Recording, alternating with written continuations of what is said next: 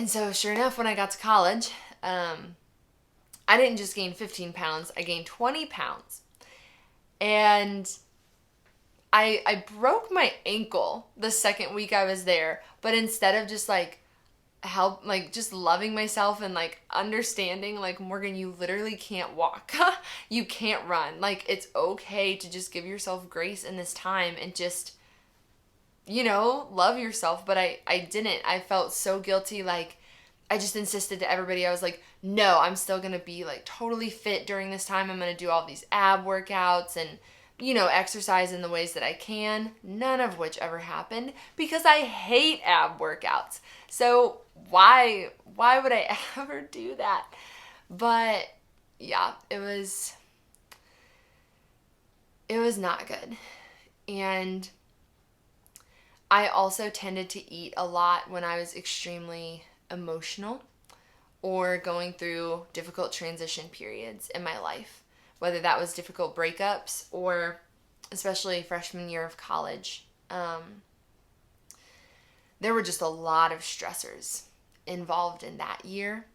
And so I distinctly remember some nights when I was bored or when I was lonely, I would go down to the vending machine in my dorm and I would just buy so much food. Like, I would buy all of these sweets and it was like, I would hide them in my arms and like go upstairs, like so ashamed of myself, like walk upstairs, like trying to hide all of this food and just like lay in my bed, watch Netflix and just eat and eat and eat and eat.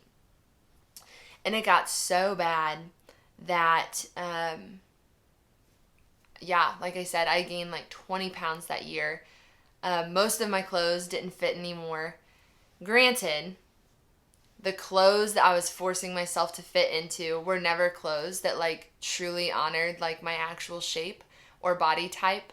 So it made sense that most of them didn't fit anymore because even though I'd gained 20 pounds, I was more like at my true weight at that weight than like what I had been like essentially starving myself, because that's what dieting is. And I was pretty miserable. Freshman year was really tough. And I was very unhappy. I was very, very, very unhappy near the end of my freshman year. And praise be to God, I was led to counseling. And what's crazy is that even though I'm going to advocate for counseling throughout the rest of this video, I didn't actually seek it out because I thought I needed help. I just thought this was like normal. I was like, yeah, it sucks and this is totally controlling my life, but I didn't realize to what extent it was until I was like,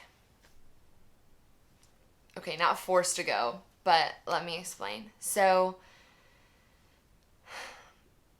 and I apologize, I know this is jumbled and this is pretty crazy, but this is my story. So, I also didn't know like what the Lord was calling me to do for study, like a course of study.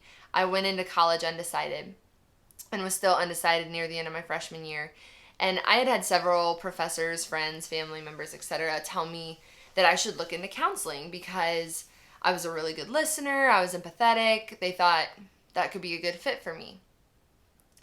And I remember one of my professors being like, have you ever experienced counseling? And I was like, no. And he was like, well, it's free here.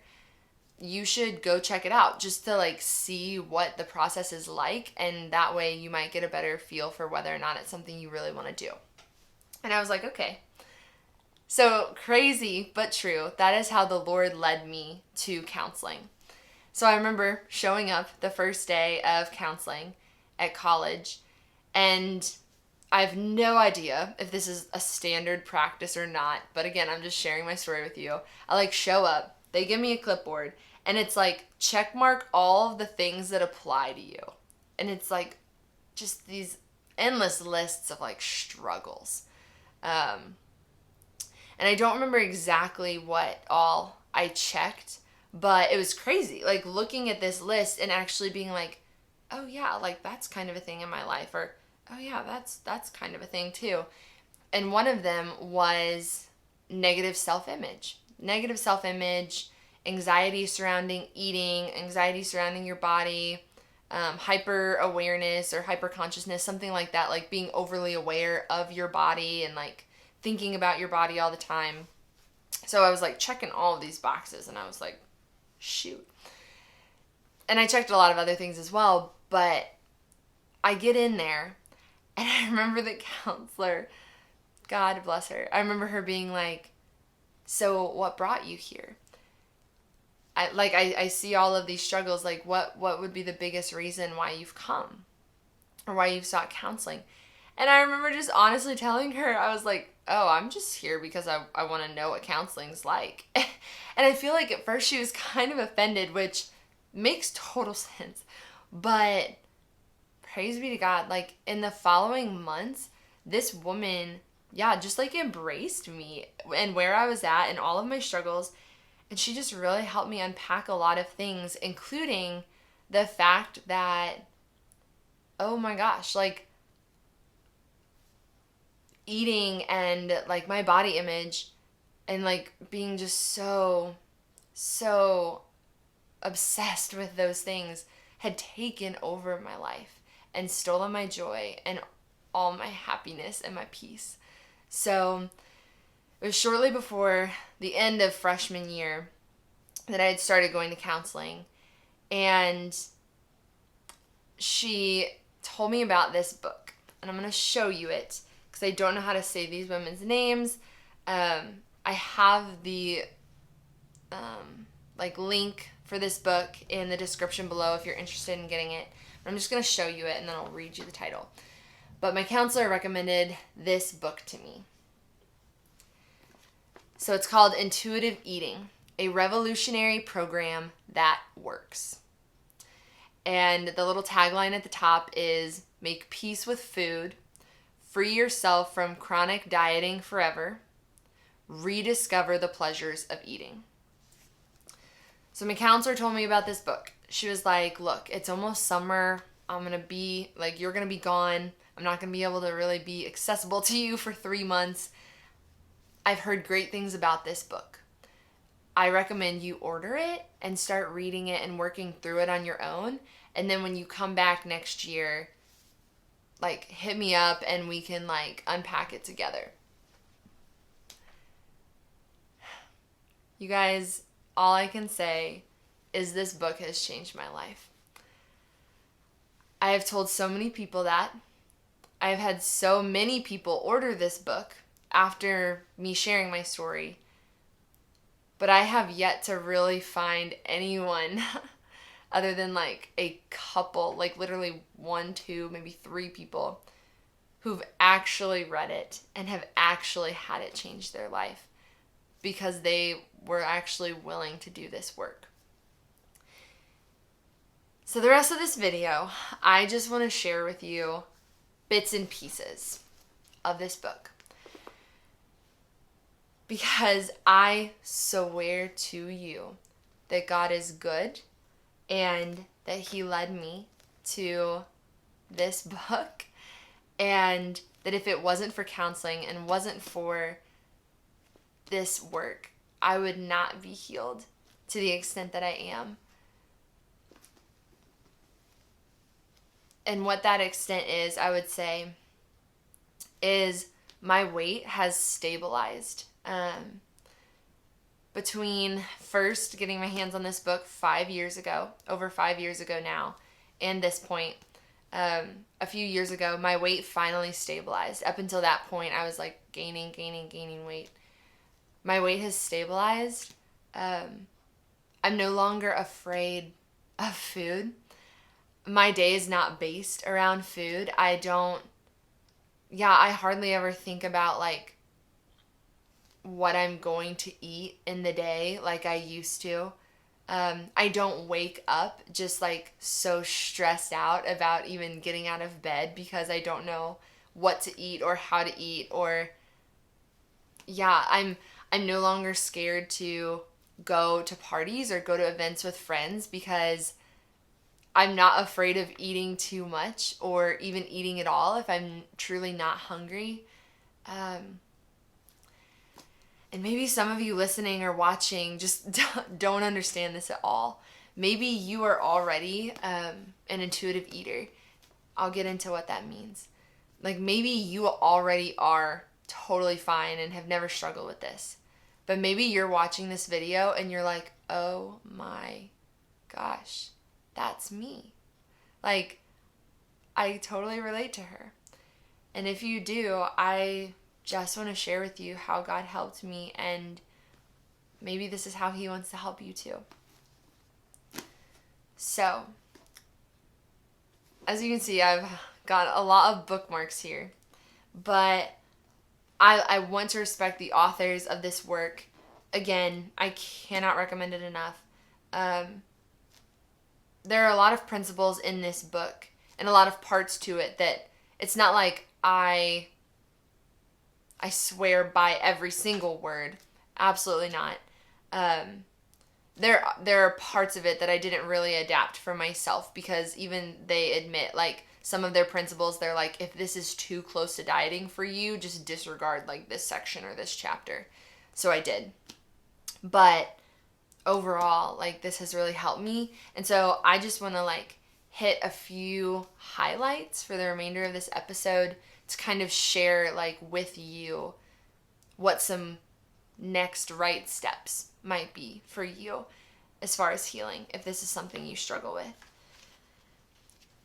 If no one's ever told you, dieting doesn't work.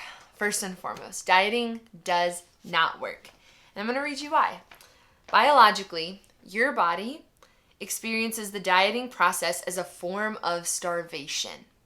Okay, so friend, I want you to know that if you are a person who diets or tells yourself, like, I can't eat this much or whatever, like, you're starving yourself. If you are ever hungry and insist to yourself that no, I shouldn't eat. Like, yes, I know sometimes the spiritual practice of fasting, it is good, it is necessary. That's not what I'm talking about. I'm talking about you are hungry, your body needs food, and you're like, no, just because I don't think I should be eating right now in this time of the day, you're essentially starving yourself. Your cells don't know you are voluntarily restricting your food intake. So your body shifts into primal survival mode. Your metabolism slows down and your food cravings actually escalate. And with each diet, the body learns and adapts, resulting in rebound weight gain.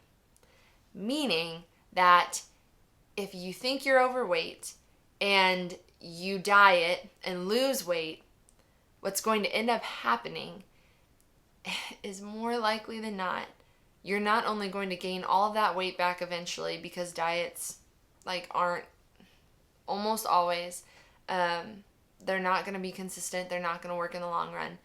You're not only going to gain all the weight back, you're going to gain extra weight. Consequently, these women who wrote this book say that many of their patients feel like they are failures because of that, because they, like, do these diets and then end up not being able to keep up with them because they're totally unrealistic, and then they get all this weight back.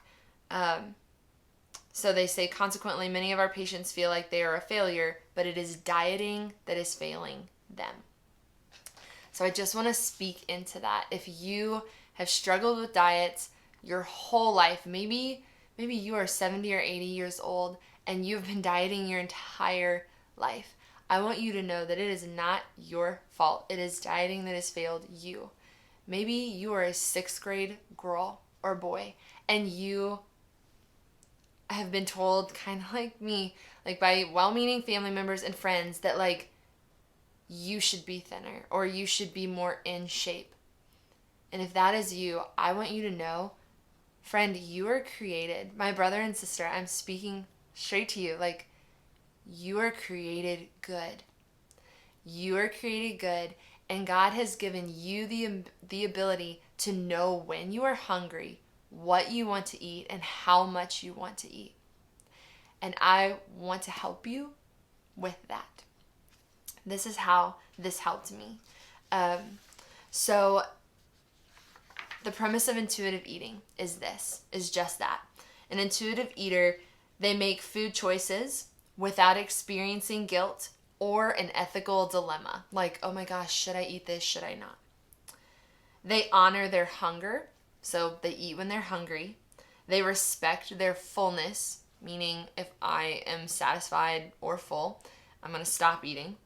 And they enjoy the pleasure of eating. That is intuitive eating. The first thing this book does that I really enjoy, it helps you identify like what kind of eater are you. Praise be to God. At this point in my life, I can truly say I am an intuitive eater. But I want to share with you a little bit of some of the other eating styles these women go over, because I used to be these other things. So one of them is an unconscious eater. So the trigger for that is eating while doing something else at the same time.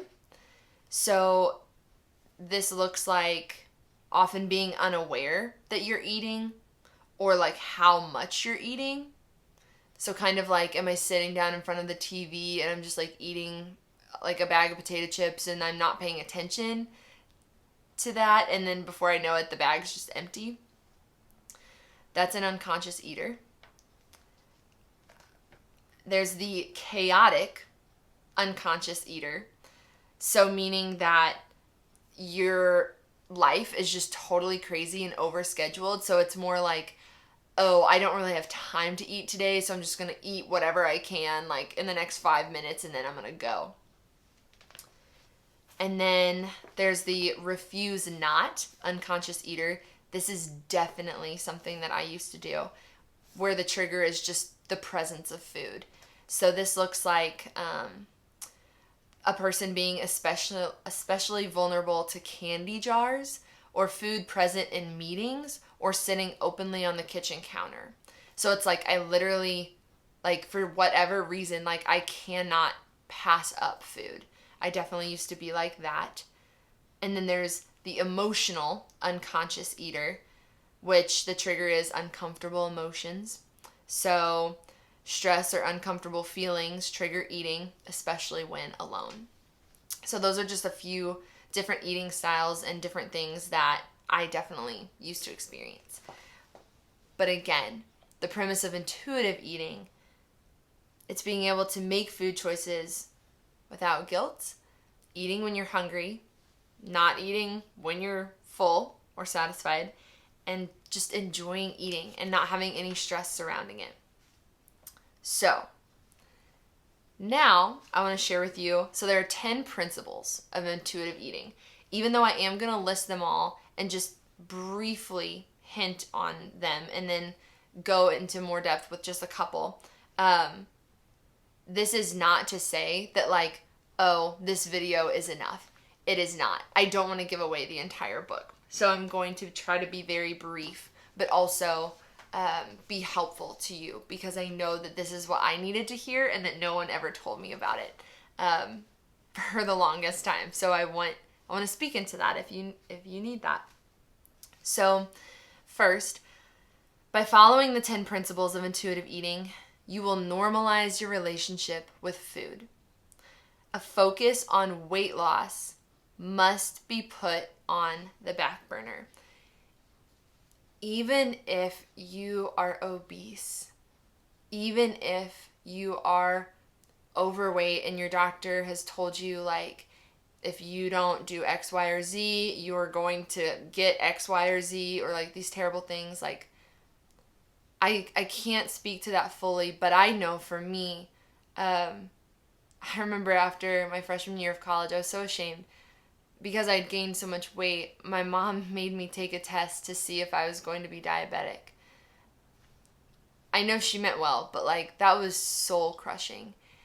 And basically at the end of the test, it was like, if you don't start eating better, you're going to become diabetic. And it was like, wow, Awesome.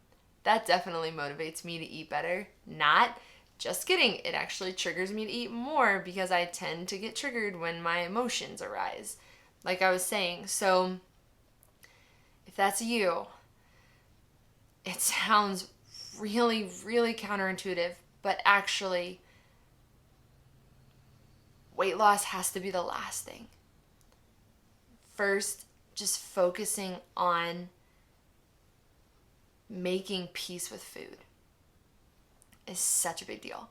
And that starts with the first principle. So, rejecting the diet mentality. So, throw out the diet books and magazine articles that offer you the false hope of losing weight quickly, easily, and permanently. Get angry at the lies that have led you to feel as if you were a failure every time a new diet stopped working and you gained back all of the weight. If you allow even one small hope to linger that a new and better diet might be lurking around the corner, it will prevent you from being free to rediscover intuitive eating. Principle 1, reject the diet mentality. Principle 2, honor your hunger. Keep your body biologically fed with adequate energy and carbohydrates. Otherwise, you can trigger a primal drive to overeat. Carbs are actually good, y'all. Once you reach the moment of excessive hunger, all intentions of moderate conscious eating are fleeting and irrelevant. Learning to honor this first biological signal sets the stage for rebuilding trust with yourself and food. So principle 2, honor your hunger. If you are hungry, it is better to eat right then than wait 2 hours for dinner when you are going to be so maybe ravenously hungry in an hour, which is still an hour away from dinner, that you're not just going to have one snack, you're going to have 5 snacks because you're so hungry. Honor your hunger. Principle 3, make peace with food. Call a truce, stop the food fight. Give yourself unconditional permission to eat. I'm going to say that again. Give yourself unconditional permission to eat. If you tell yourself that you can't or shouldn't have a particular food, it can lead to intense feelings of deprivation that build into uncontrollable cravings and often binging. When you finally give in to your forbidden foods, eating will be experienced with such intensity it usually results in a last supper, overeating, and overwhelming guilt. So principle 3, make peace with food. In other words, tell yourself that while you're on this healing journey, you really can eat whatever you want, whenever you want. No foods are forbidden. Everything is fair game. Principle 4, challenge the food police. Scream a loud no to thoughts in your head that declare you're good for eating under 1,000 calories or bad because you ate a piece of chocolate cake. The food police monitor the unreasonable rules that dieting has created. The police station is housed deep in your psyche, and its loudspeaker shouts negative barbs, hopeless phrases, and guilt-provoking indictments. Chasing the food police away is a critical step in returning to intuitive eating. Principle 4, challenge the food police. Principle 5, feel your fullness. Listen for the body signals that tell you that you are no longer hungry. Observe the signs that show that you're comfortably full. Pause in the middle of a meal or snack and ask yourself how the food tastes and what your current fullness level is. So this one is so good because it helps you to really think while you're eating. Not like, oh, I should stop and decide, do I really want to keep eating? Like, should I be done? It's just this, like, just check in with yourself. Like, how are you doing? Do you like this meal? Like, does this even taste good, or are you just eating it to eat? And then feel your fullness. Be like, yeah, I'm at this level right now, or, oh, I could eat some more. Just feel your fullness. Principle 5. Principle 6, discover the satisfaction factor. The Japanese have the wisdom to keep pleasure as one of their goals of healthy living. In our fury to be thin and healthy, we often overlook one of the most basic gifts of existence: the pleasure and satisfaction that can be found in the eating experience. When you eat what you really want in an environment that is inviting, the pleasure you derive will be a powerful force in helping you feel satisfied and content. By providing this experience for yourself, you will find that it takes much less food to decide that you've had enough. And that's so true. If you think about it, like, one of my favorite things ever now is when I'm like actually hungry, going to a restaurant with like family or friends, having a meal that like actually sounds good to me, enjoying the food and also enjoying the environment, like the company and the place where I'm at. Like there truly is nothing like that. God himself, like Jesus himself, like shared meals with his apostles so often. And just in scripture, like I just love those stories because it shows how human it is to have a meal together and how good it is, how good it's supposed to be. So principle 6 goes along with that. Discover the satisfaction factor as far as eating. Principle 7, cope with your emotions without using food. Find ways to comfort, nurture, distract, and resolve your emotional issues without using food. Anxiety, loneliness, boredom, and anger are emotions we all experience throughout life. Each has its own trigger, and each has its own appeasement. Food won't fix any of these feelings.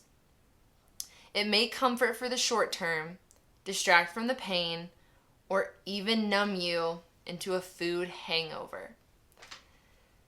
That's what I was kind of talking about earlier, that I would experience a lot in high school. But food won't solve the problem. If anything, eating for an emotional hunger will only make you feel worse in the long run.